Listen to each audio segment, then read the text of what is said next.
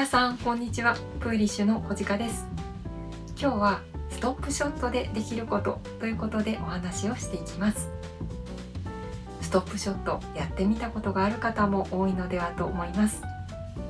ストップショットとはこのようなショットですね。手玉が的玉に当たった時、まっすぐ当たっていて、かつ手玉に回転がかかっていない無回転の状態であれば、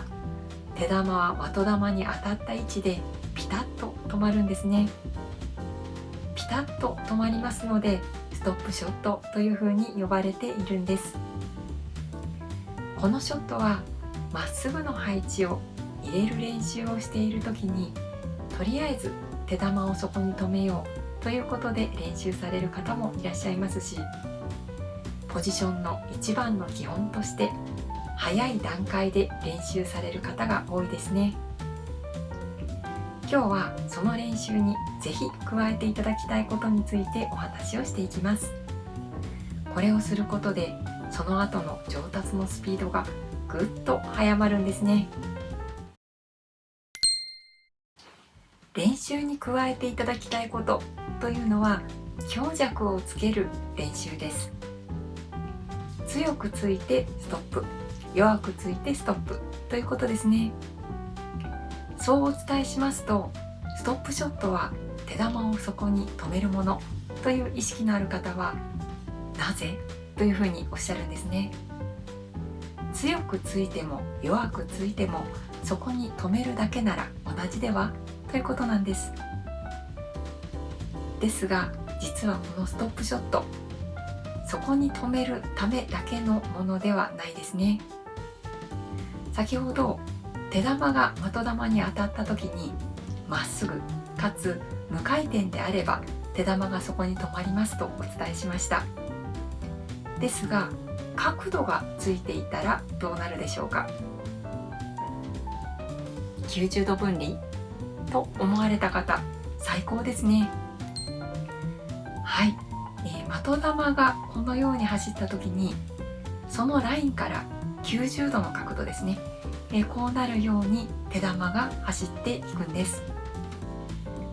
ストップショットができるということは、このようなラインで手玉を走らせることができる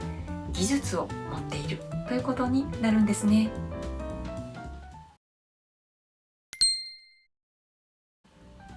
この知識があるだけでも、このような配置であれば邪魔な球を避けて手玉を走らせることができますし、またこのような配置であれば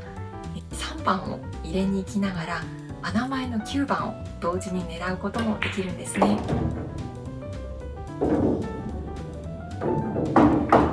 それでは先ほどのお話に戻します。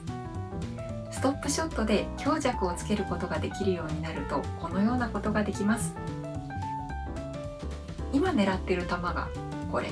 次の球がこれだとしましょう。すると弱くついてここにポジションを取ります。次の球がこれだとしましょう。そうすると先ほどより強くついてここにポジションを取るんですね。なるほど。ストップショットで手玉を止めるだけであれば強弱は選ばないわけですが、ストップショットで得られる技術をポジショニングに生かしていくということを考えると、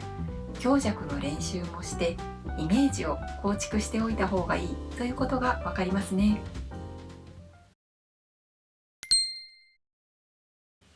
はい、それではここからはもう少し細かく具体的にお話をしていきたいと思います。このような順でですね、お話をしていきますが、まず強弱の練習をするにあたり知っておいた方がいい知識ですね。次にその練習法、それからその練習で得た技術がどんな場面で生きてくるかというのをですね、順番にお話をしていきます。1、ストップショットの知識。先ほどの通り、ストップショットは手玉が的玉に当たった際に手玉が無回転だった場合に起こります。無回転と一言で言っても、実際に無回転にするには少し技術が必要になります。というのは、ショットをした後、手玉は転がって的玉に当たるまでにラシャ、台の上に貼られている布のことですね。との摩擦によって前回転がかかっていくからなんです。ですので、手玉の真ん中をついてしまうと無回転にはならないんですね。前回転がかかることを見越して、初めから手玉の真ん中よりも少し下の導点をついておく必要があります。どのくらい下をつくかというのは、ショットの強弱や手玉と的玉の距離によって変わります。弱くつくとか、手玉と的玉の距離があるという場合は回転が残りませんので、より手玉の下の方をつかなければなりません。もちろん強くつく場合も、手玉と的玉の距離が近い場合も摩擦はありますから、全く真ん中というわけにはいきませんね。真ん中より気持ち下をつく必要があります。この強弱や距離に応じて導点を変えるということは、それだけ聞くと大変難しいことのように感じる方が多いですね。具体的にどのぐらいの力加減で距離だった時にどの導点をつくとストップショットになるのかというのは、実際にやってみなければピンとこないかと思います。実際について手玉が少し前に転がるようであれば導点が高いということになりますから、導点を下げてついてみる。それで手玉が止まらずに戻ってくるようであれば、今度は下をつきすぎているということになりますから、少し導点を上げてついてみる。結局はその繰り返しで徐々に身につけていく感覚になります。このあたり、最初は難しく感じますが、どの方も必ずできるようになります。初めの1回で成功するのは難しくても、ご自身のしたショットを基準に何度かやってみると、何回目かで必ずピタッと止まるようになりますね。さて、強弱をつける練習法についてお話ししていきます。手玉と的玉の距離はご自身の好きな距離で大丈夫です。レベルや課題に応じて選択していただくといいですね。今日は仮にこのような距離にしますね。これをまずは強、中、弱と3種類の力加減でストップさせてみましょう。中は通常よく使う力加減にしていただいて、強は全力の7割ぐらいのパワー、弱はバンキング程度と、どちらもある程度安定して球が触れる程度で練習しておいていただくのが、ゲームなどでは一番使いやすいと思います。慣れたら力加減を増やして3種類の間を取るのもいいと思いますし、それこそご自身がつける一番強い力加減のストップショット、逆に的玉がポケットに届くギリギリの力加減の弱いストップショットと試してみるのも面白いですね。とはいえ、まずは3種類でも十分にゲームで使える場面があります。さて、実際にやってみますと、すぐに力加減が弱い方が手玉の下の方をつく必要があると実感できますね。力加減によって手玉のどこをつくのかが変わるんだなということを感じていただければ大丈夫です。とりあえずは一つの距離についてある程度反復し、距離と導点と力加減をセットでなんとなくでも記憶していただくといいかと思います。後日、手玉と的玉の距離を変えて練習することがありますと、さらに手玉のつく位置が変わります。その際も同じようにしてみてくださいね。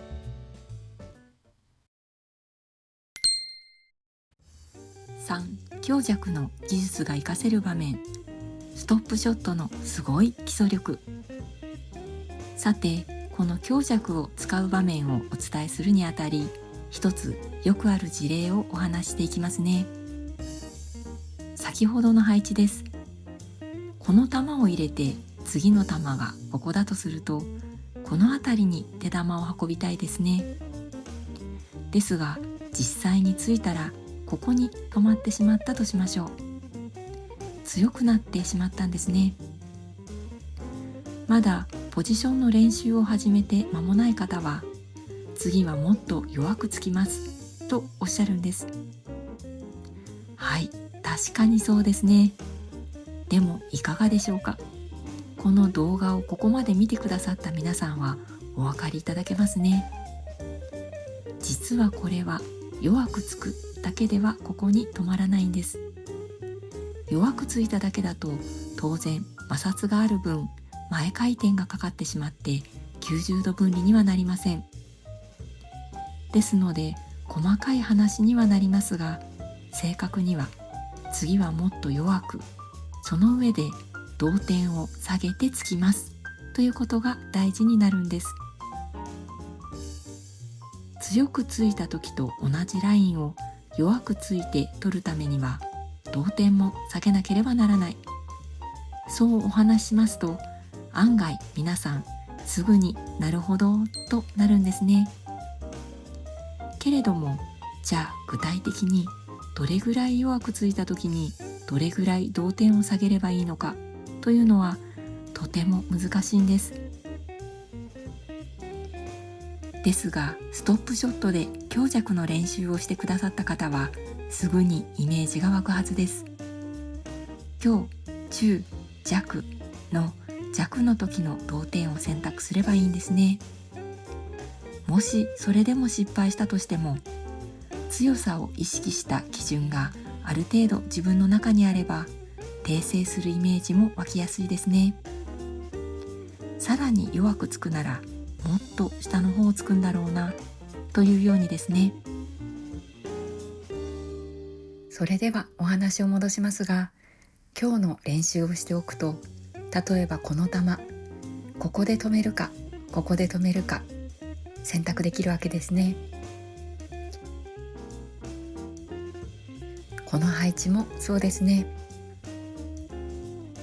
ぜひ今度ストップショットの練習をした後、手玉と的玉の距離を同じぐらいにしながら角度をつけてやってみてください。慣れてきたら邪魔な球も置いてみましょう。この隙間を縫うことができるはずです。ボールをコントロールしているという実感が湧いて、とても面白くなりますよ。ゲームで使えたらとってもうまそうに見えますね。私なんかはきっちり無回転でポジションしてくださっているのを見たら、しっかり練習されている基礎力の高い方なんだなと思うと思います。この基礎力が後日のポジショニングのしっかりした土台になってくれるんです。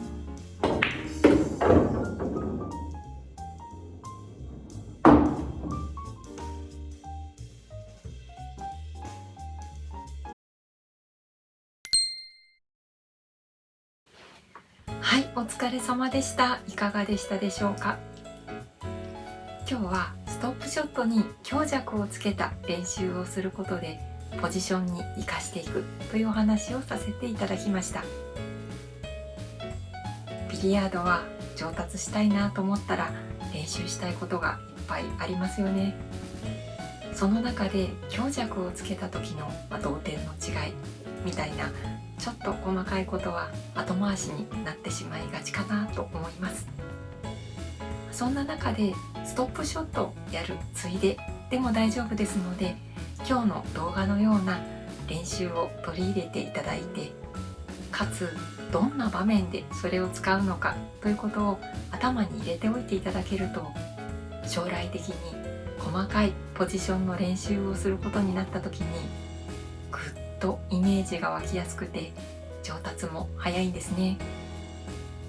ぜひ今日の動画のような練習取り入れてみてくださいね。はい、それでは今日はここまでにします。また次回の動画でお会いしましょう。バイバイ。